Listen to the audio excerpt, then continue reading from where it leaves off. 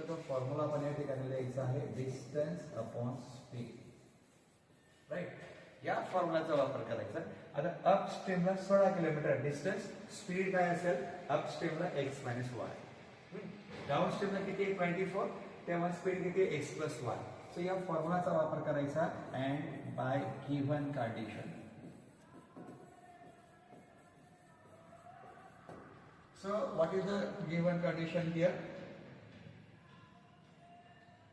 Yes, what is the condition here मित्रांनो, लक्षात घ्या.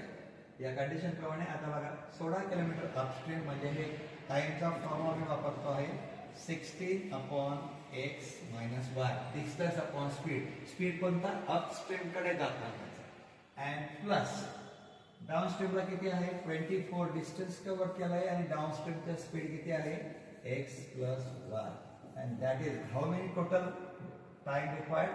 6. So this is the first equation which we prepared here properly. अशा प्रकारे पहिला इक्वेशन प्रिपेअर झालेला आहे. and by second condition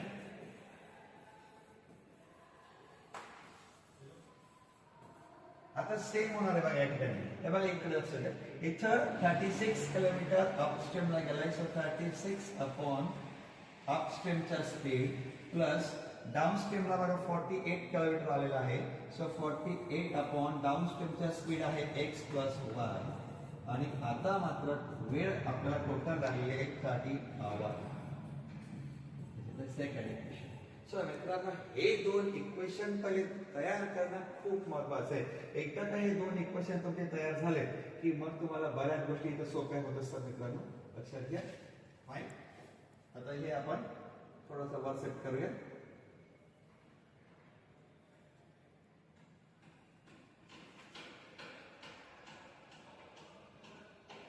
okay, so here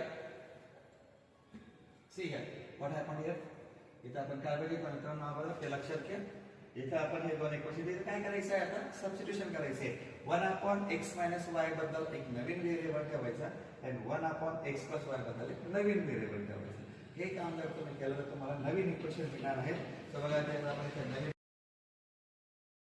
ठीक आहे.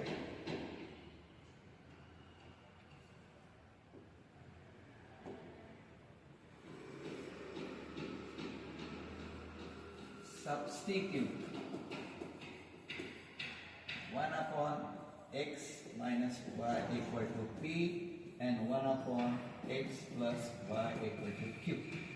हे नवीन व्हेरिएबल आपण या इक्वेशन 1 and 2 मध्ये टाकायचे आहेत. So therefore equation